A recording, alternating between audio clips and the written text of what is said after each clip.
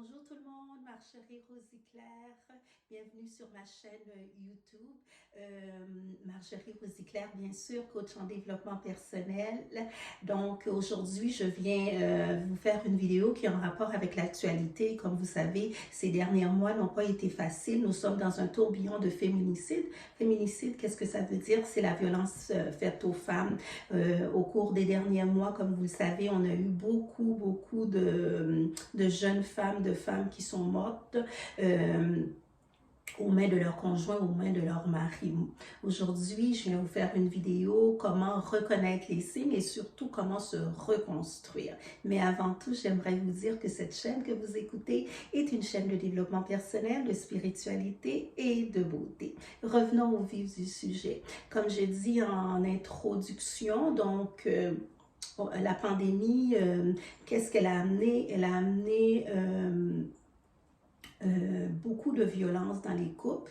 Donc, on sait que cette pandémie-là, le fait qu'on soit à la maison, le fait qu'on est toujours avec la personne, on ne peut pas sortir. Il y a le couvre-feu maintenant qui est à 20 heures. Ici au Canada, où ce que je me trouve, dans certains pays, c'est d'autres restrictions que vous avez, mais ici au Canada, nous avons le couvre-feu à 20 heures. Cette pandémie-là aussi nous a fait voir que dans plusieurs relations maintenant, les relations deviennent de plus en plus difficiles et avec les restrictions, ça ne va pas bon train. Je vais vous expliquer les signes. C'est quoi les signes d'un homme violent? Il y a plusieurs signes, mais moi j'en ai choisi juste 5.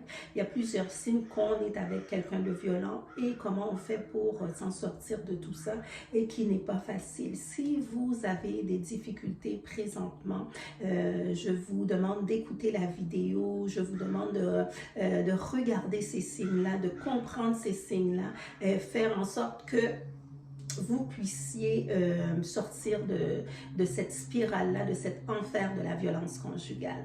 Donc, débutons tout de suite avec la première signe, le premier signe.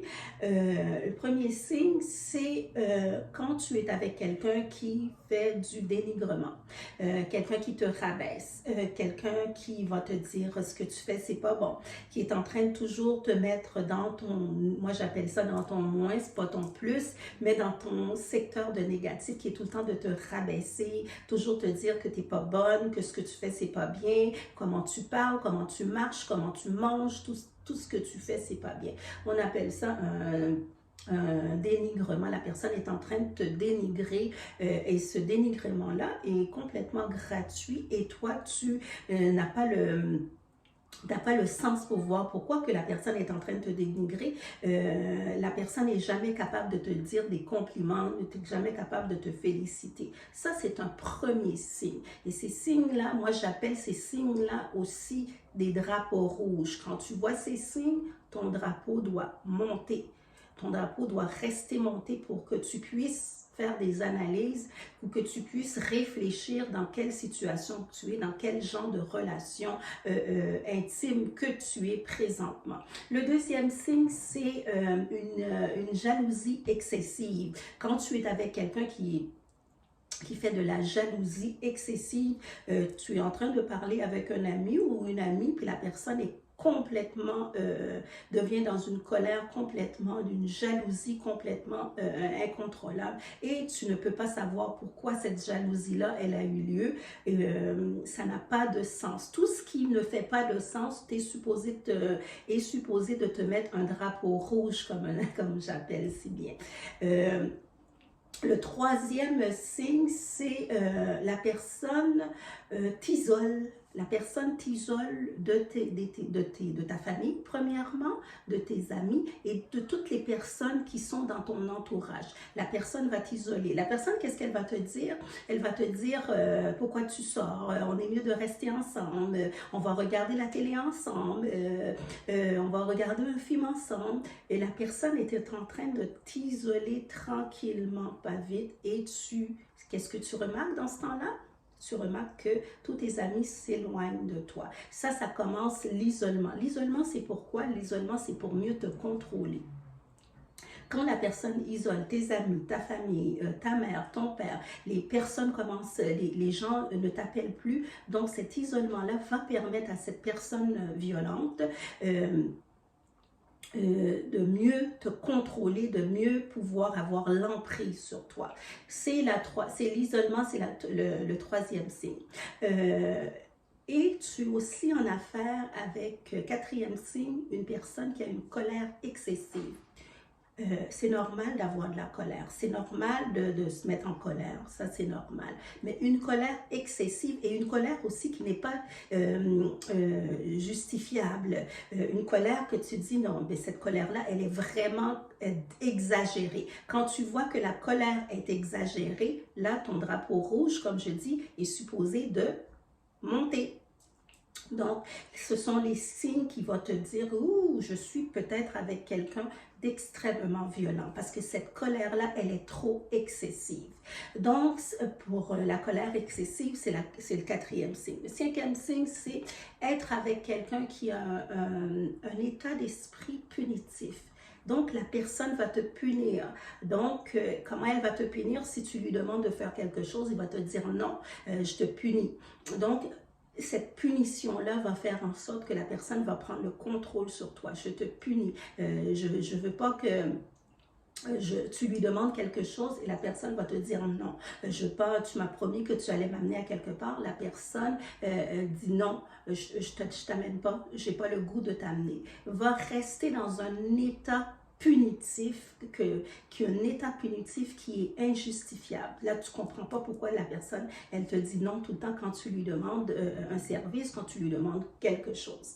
Donc, ce sont les signes que tu dois regarder qu'est-ce qui se passe dans ton couple. Ces signes-là vont te permettre, comme je dis, d'avoir ton drapeau rouge monté pour que tu puisses, toi, en même temps que tu vis ces choses-là, prends le temps d'analyser, prends le temps de regarder le contexte. Est-ce que présentement, je suis dans un contexte de violence qui est exagéré?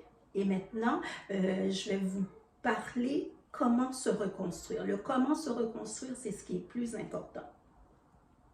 On sait que nous, les femmes, on a quelque chose, les hommes aussi l'ont, mais c'est beaucoup plus développé chez la femme. On a quelque chose qui s'appelle l'intuition. Ton intuition, c'est quoi? Ton intuition, c'est ta voix intérieure.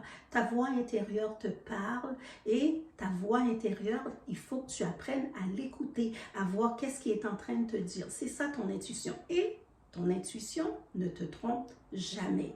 Comment se reconstruire, c'est de regarder qu'est-ce qui se passe à l'intérieur de toi. Qu'est-ce que ton intuition est en train de te dire présentement.